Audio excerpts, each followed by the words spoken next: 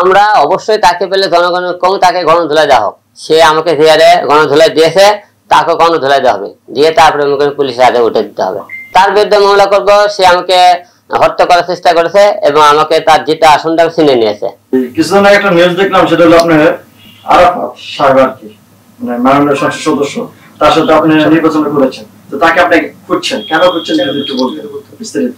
আরাফাত খোঁজার কারণ একটাই, আপনারা সবাই জানেন ঢাকা 17 আসনে যে আমি নির্বাচন করেছিলাম 2023-এ উপনির্বাচন, আমাদের প্রিয় ভাই মিয়া ভাই ফারুক ভাই মারা যাওয়ার পরে ওখানে উপনির্বাচন হয়। সেই উপনির্বাচনে আমি অংশগ্রহণ করি, আপনারা সবাই দেখেছেন।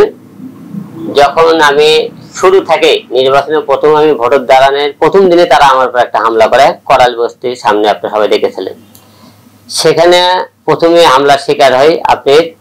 তারপরে যেদিন আমরা নির্বাচনে ভোটের দিনে আমরা বিভিন্ন কেন্দ্রে আমি ভোটে ফলে ফলের দিকে অনেক এগিয়ে, যখন তারা বিভিন্ন খবর নিয়ে দেখেছে হিরো আলম পাস করছে, শেষ মুহূর্ত বিকেল 3:40 তারা আমাকে এক পর্যায়ে কেন্দ্রে যখন জোর করে তারা সিল মারতেছিল, আমি হাতে নিয়ে ধরাতে কেন্দ্রে তারা আমাকে ধাক্কা মেরে কেন্দ্র থেকে বের করে নিয়ে আসে।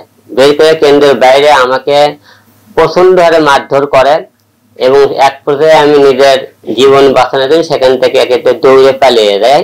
সারা বাংলাদেশের লোকেরা আপনি দেখেছেন বিষয়টা।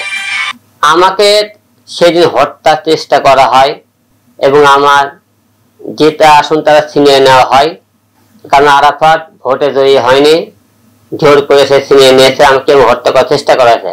আমাকে জিয়ারে সে মারধর করেছে, আমি তাই তাকে খুঁজতেছি। এই কারণে আমাকে যে গণধোলাই দিয়েছে, ওকে আমরা যেখানেই পাবো সেখানে গণধোলাই দিয়ে আমরা পুলিশের হাতে তুলে দেব।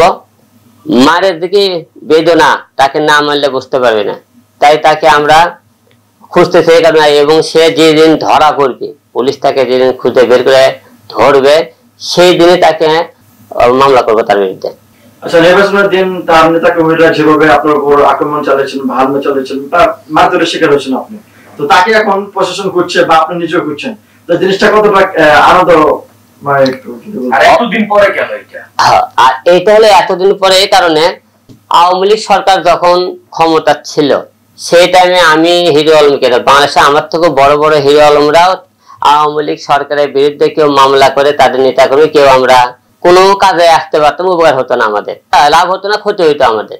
এই জন্য আমরা তার বিরুদ্ধে এত মামলা করতে পারিনি, আমরা কথা বলতে পারি। এবং এটার যে মূল মনে করে হুকুমদাতা সে ছিল আমি, যখন যারা জানতে পেরেছে তারপরে তো আমরা কিছু করতে পারিনি। এখন তো আমরা স্বাধীন, এখন তো আমরা কথা বলতে পারতেছি, এখন যে কোনো অন্যায় করলে তার বিচার করতে পারছি।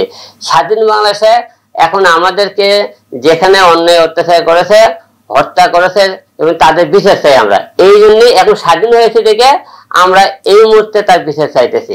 আর এখন একটা বিষয়, একটা কেউ যে অপরাধ করে সেই অপরাধের আমরা শাস্তি দিতে পারি, অবশ্যই আমার আনন্দময় এবং আমার যে তারা আঘাত এনেছে আমি তার বিচার পাবো আর কি। আরাফাত তো এই মুহূর্তে যদি বলা চলে, অনেকে বলছেন সে এখন দৌড়ের উপরে আছে, বিষয়টা আপনাদের কেমন লাগছে? না, আরাফাত দৌড়ের উপর থাকবে, তারা অন্যায় করেছে, অত্যাচার করেছে, আপনি অন্যায় করলে আপনারা শাস্তি ভোগ করবেন না, এই জন্য তারা এই মুহূর্তে দৌড়ের উপর আছে। আরাফাতকে মনে করেন পুলিশ ধরলো অথবা আইন শৃঙ্খলা ধরলো, ঠিক আপনি যদি তাকে সামনে কি করবেন? আমরা অবশ্যই তাকে পেলে জনগণের কম তাকে গণধোলাই দেওয়া হোক। সে আমাকে জিয়ারে গণধোলাই দিয়েছে, তাকে গণধোলাই দেওয়া হবে, দিয়ে তারপরে পুলিশের হাতে উঠে দিতে হবে। আচ্ছা, আপনি বলছেন তার বিরুদ্ধে মামলা করবেন, কি ধরনের আসলে মামলা করবেন? তার বিরুদ্ধে মামলা করব, সে আমাকে হত্যা করার চেষ্টা করেছে এবং আমাকে তার যেটা আসনটা ছিনে নিয়েছে। মামলা যেদিন আরাফাত গ্রেপ্তার করা হবে সেই দিন মামলাটা করব। আমি সবকিছু প্রস্তুতি নিয়েছি এবং সব রেডি করে রাখছি, যেদিন ধরবে সেই দিন তার বিরুদ্ধে মামলা। দেখুন, নগদে মামলা একটা আলাদা আর বাকি মামলা একটা আলাদা। আমরা নগদে মামলা করবো, তার বিরুদ্ধে মামলা করে রাখবো, সে আর ধরবি কি ধরবি না, কবে সে মনে করে গ্রেপ্তার হবে ওই আশায় আমি থাকবো না। যেদিন ধরবি সেই দিনই মামলা, নগদে মামলা তার বিরুদ্ধে।